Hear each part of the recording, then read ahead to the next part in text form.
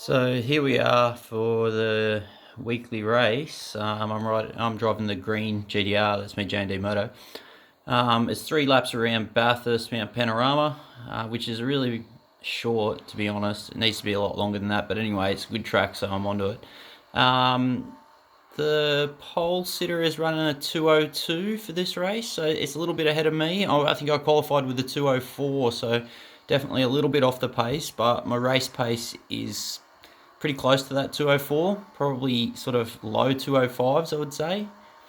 And I think, in all honesty, the guy who ran a 2:02 for pole is running more like about mid 2:03. So I'm definitely a couple of seconds off the pace, but in a race situation, I think I've got a bit of a chance. And you can see I'm sort of qualified 8th there, middle of the field. So all good.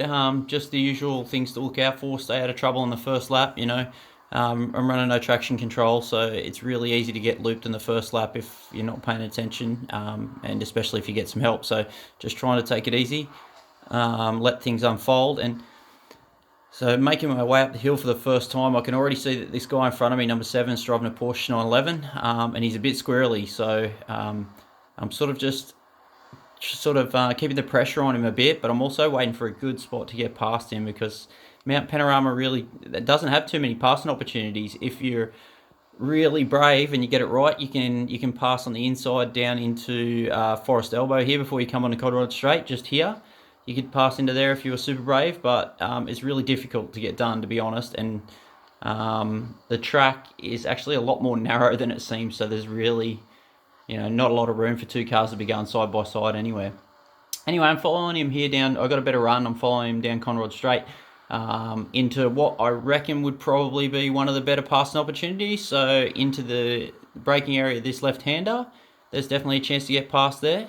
But I leave it. And as it turns out, he gets a bit squirrely just there anyway. I'll show you that again real quickly. So we're coming down the hill. The guy in Porsche has a bit of a wiggle and a bit of a lose, and he pushes the other guy wide.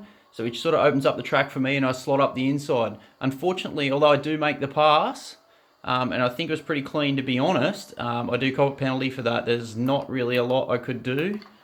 But yeah, I did cop a penalty for that. So, I mean, that's life. That's okay. I moved up 2 positions now, and it's sort of all about trying to quickly spread a little bit of a gap on the car behind me, because I know I'm about to cop a 1-second penalty. That's unfortunately good old Gran Turismo's penalty system is a little bit random, leaves a little bit to be desired. So anyway, it is what it is. We race on. Yeah, so that's my 1-second penalty served there. As you can see, both of those guys I think managed to get past me, or at least I don't push the point too much. And I'm right back onto them, right where I started from again. So we'll make our way up the hill again. But as you can see, I think my race pace is a tiny bit faster than these two guys, but it's super difficult. So, and I make the pass there, and now that is the only other really. Turn 2 at the end of Mountain Straight is a good spot to pass, but that one there is one that I like too. If you can get it right, it's tricky, but if you can get it right, I like that one. See if it'll give us a decent camera angle of that, because it's actually pretty cool. So I'm on to him, and I'm pushing him, and I think I have a pretty good battle with this guy for the most part. I know he's running wide there, so I stick it up the inside. Everything works okay, and I get through cleanly and get off the turn all right too. So yeah, that's definitely another spot where you can give it a go, but there's just not too many spots.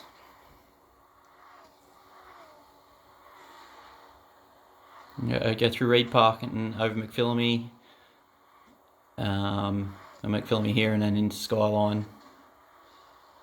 Actually, just there is a spot that catches me out a little bit, strangely enough.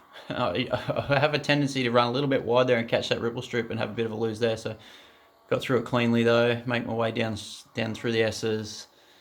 Yep, down through the Dipper and then down into Forest Elbow. And I'm lining this guy up, but also get some in-car view of that. Incidentally, I drive from in-car view. I mean, it's supposed to be kind of a simulation, I guess, so I prefer to drive from an in-car view.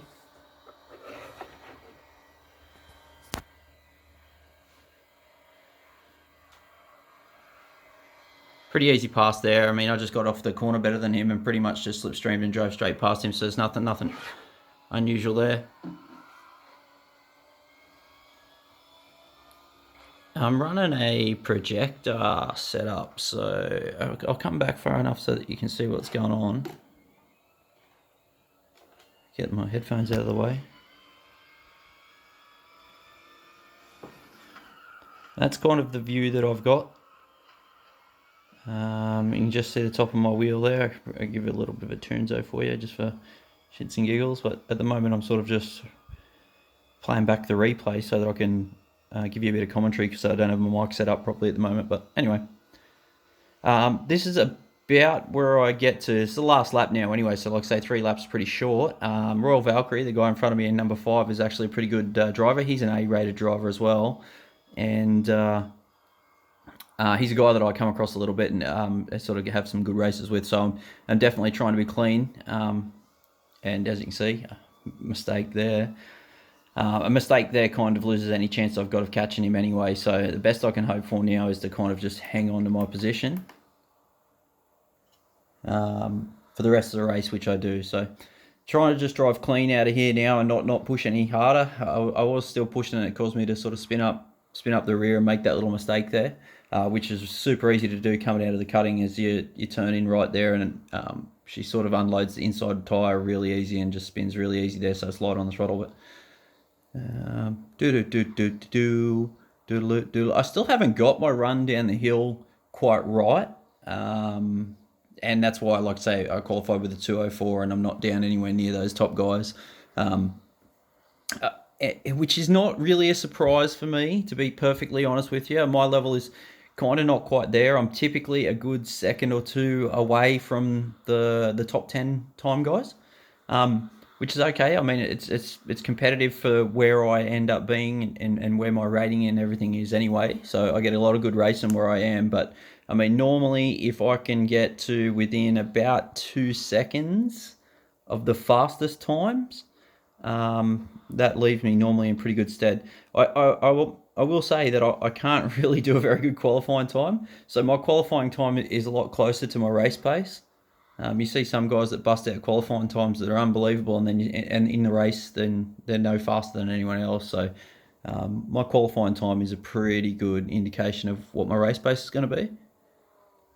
So yeah, anyway, that's the race, and I started out in 9th, ended up in 6th, so can't complain about that. And yeah, cool. That's a weekly race at the moment. We'll be on there for another couple of days at Mount Panorama. Thanks, guys.